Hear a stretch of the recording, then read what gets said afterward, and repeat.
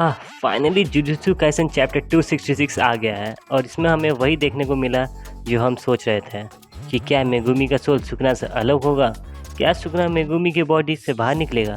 तो चलिए चैप्टर का पोस्टमार्टम शुरू करते हैं। तो अगर आपने अभी तक से इस वीडियो को लाइक नहीं किया है तो लाइक कर लो और चैनल पर नए हो तो सब्सक्राइब करके जाना।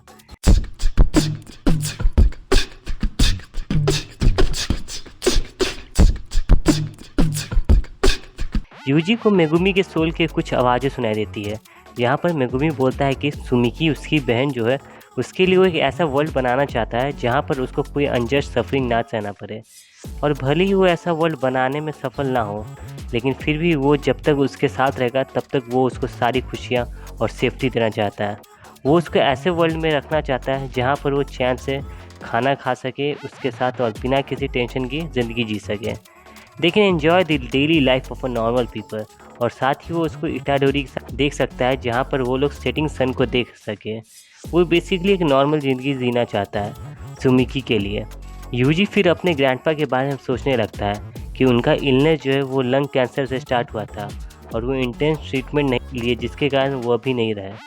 यूजी बोलता है कि वो स्ट्रॉन्ग है इसलिए उसको भी इंटेंस ट्रीटमेंट का कोई साइड इफ़ेक्ट नहीं होगा, या फिर द कॉन्सेप्ट ऑफ यूथेनेशिया का भी कोई पर फिक्र नहीं है।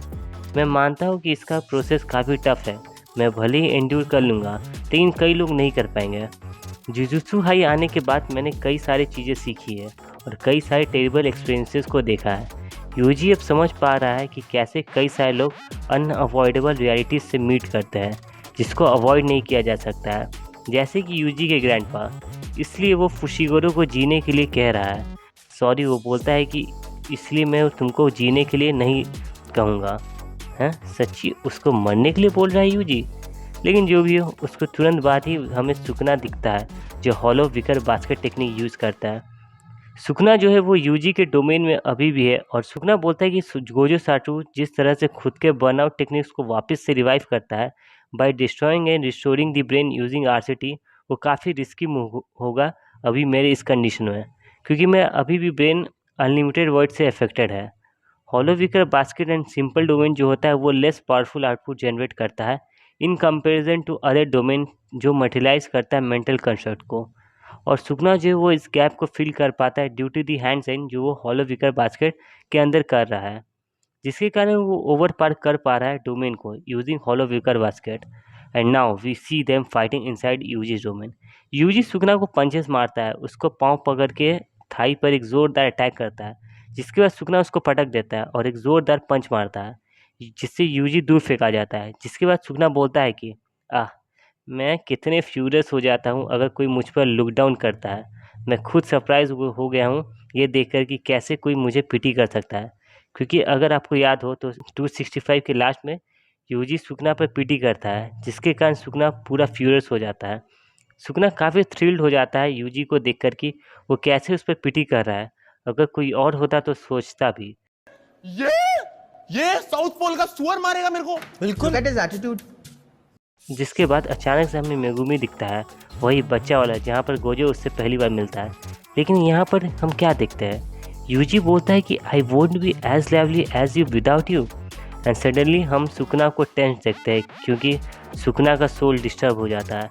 यूजी का जो डिसमेंटल था वो सुकना और मेगुमी के सोल को डिस्टर्ब कर देता है, जिसके कारण सुकना सोचता है कि मैं 10 शैडो टेक्निक एंड माहौरा का दोनों ही अब यूज़ नहीं है, जिसके कारण जो सोल संक था इस बॉडी के अंदर वो बाहर आने वाला है ड्यू टू यूजी डिसमेंटल।